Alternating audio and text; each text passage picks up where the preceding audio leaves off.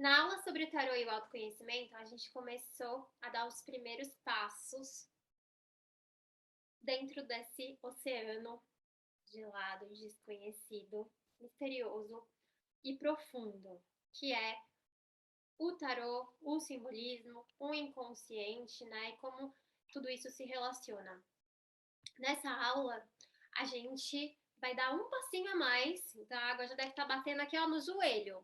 Então, coragem para dar sequência nessa lógica. Então, o tarô, ele é a materialização das imagens dos nossos sonhos. A gente vai ver ali nas lâminas, nas cartas do deck, do baralho, o que o nosso inconsciente está comunicando para a gente naquele momento, né?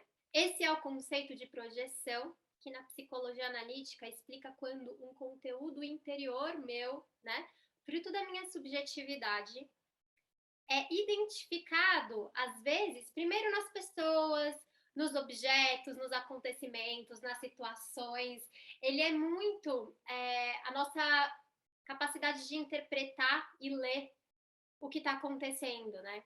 Só que isso está contaminado pelo nosso ponto de vista. Nosso ponto de vista que está o quê?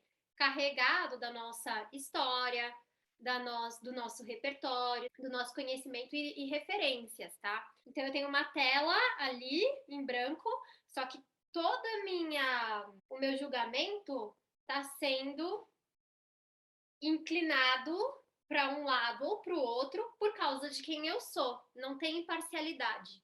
E isso é um processo inconsciente e muito natural na psique humana. Às vezes a gente pode até, nossa, talvez seja eu projetando algum conteúdo meu ali. Mas com o tempo a gente vai observando e tudo bem, né?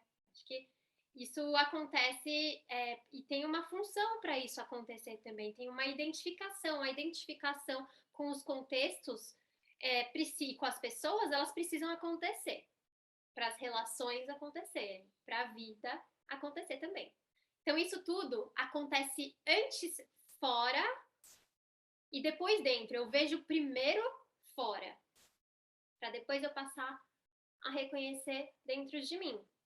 E essa é uma boa maneira da gente começar a identificar aspectos nossos que a gente não estava dando atenção, que precisam de reconhecimento, que precisam ser vistos.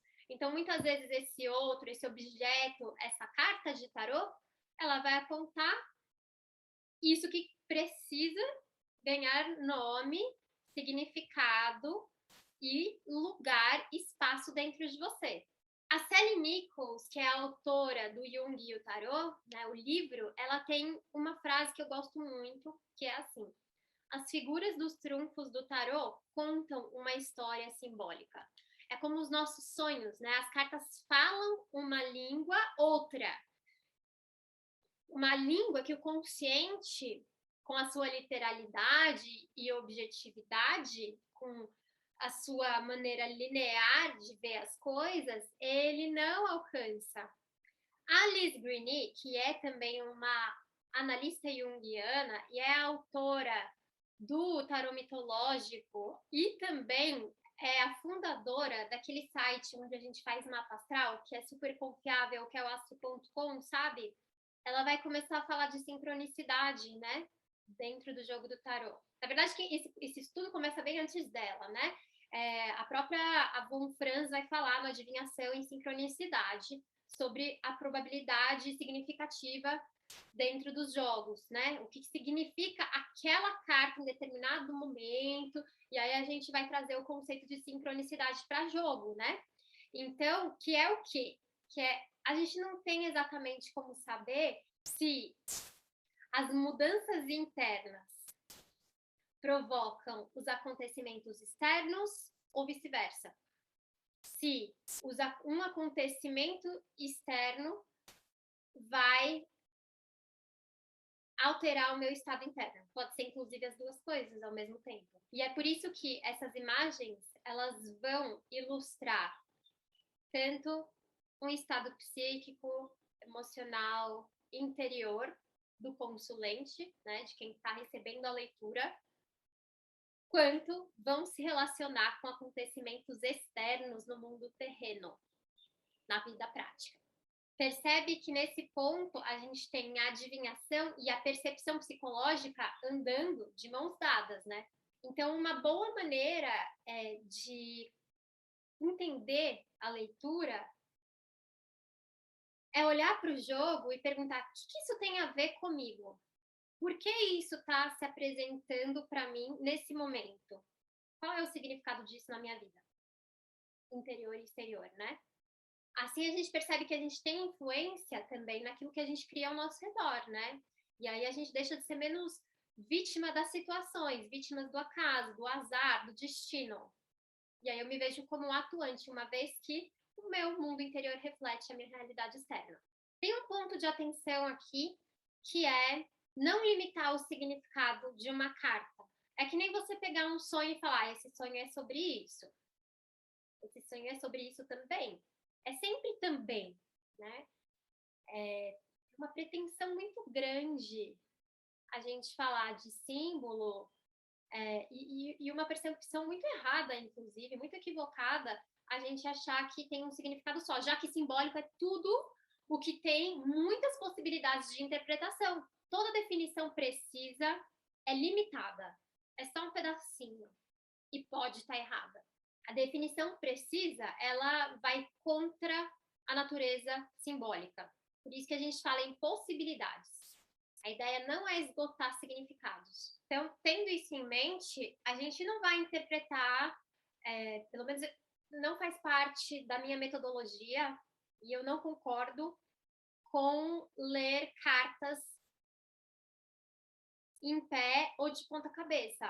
A carta, ela é completa da maneira que ela se apresenta ali, que é na posição original, né? Em pezinha. Agora, deixar a carta no deck, no baralho misturada de ponta cabeça, também é uma maneira de limitar a sua leitura. Pode facilitar? Tem gente que acha mais fácil. Porque são pessoas que querem dar respostas objetivas. E o tarô não é objetivo. A ideia da leitura nem é te dar respostas, às vezes. É te trazer perguntas. É fazer você pensar. É fazer você enxergar aspectos invisíveis, né? Então, se você quer uma receita pronta, e você não quer ficar sem resposta diante do consulente, talvez virar de ponta cabeça as cartas te ajude, né? Como que é esse lance de virar as cartas invertidas, né? É para dizer se o significado é bom ou ruim. É a parte da luz ou sombra da carta. A carta é completa, com aspectos positivos, aspectos negativos, tá? Luz e sombra de uma maneira meio equivocada também, que não é tudo que está na luz não é só positivo e tudo que está na sombra não é só negativo, entende? Então todas as cartas são ambivalentes, todas, do jeito que elas vieram, sem precisar inverter. Nenhuma carta vai ser totalmente positiva ou totalmente negativa. E todas, por mais desafiadoras que sejam, têm um propósito, né? Tem um ganho secundário, tem uma motivação. São cartas que as pessoas acham difíceis. Na verdade, era exatamente, de repente, o que ela precisava, né? Muito provavelmente. Até porque o símbolo é dual, né? Ele é complexo, ele tem muitas camadas. Então, um significado só, não, tá errado, né? Muitas possibilidades, sim. Então, a gente tem que fazer o exercício de se acostumar, de se familiarizar com deixar o jogo aberto, né? Deixar as possibilidades no ar. A gente não tá jogando tarô pra estar certo, pra ter razão, pra comprovar um ponto que a gente é capaz de ler, entendeu? Não é sobre isso. É sobre transmitir, ser um canal, uma comunicadora, uma tradutora ou tradutor do que aquele inconsciente daquela consulente ou consulente, né? Ou daquele consulente quer informar naquele momento. E o símbolo, mesmo que a gente não consiga, às vezes, trazer um significado mais lógico, ele tem essa potência de causar reconhecimento. Eu sinto o símbolo, eu entendo, mesmo que eu não consiga formular uma frase e palavras para descrever o que está numa imagem. Né? A ideia é que a gente adquira repertório para que a gente possa fazer essa tradução verbal. Mas se a gente está lendo para nós mesmas, às vezes aquela imagem já é marcante o suficiente e a nossa alma ela recebe o significado. E é justamente essa magia de não tentar intelectualizar tudo que é capaz de estabelecer uma ponte entre a consciência e o inconsciente. E ali eu tenho o fluir das informações. Ali eu tenho um ponto de transcendência. A comunicação entre polos opostos acontecem, né? A conexão com o desconhecido, com o que está oculto, com o que é misterioso. E aí a gente se abre. Então, quando eu exercito isso, eu também estou pronto. Também estou mais pronta para lidar com isso na minha vida, né? Com não saber.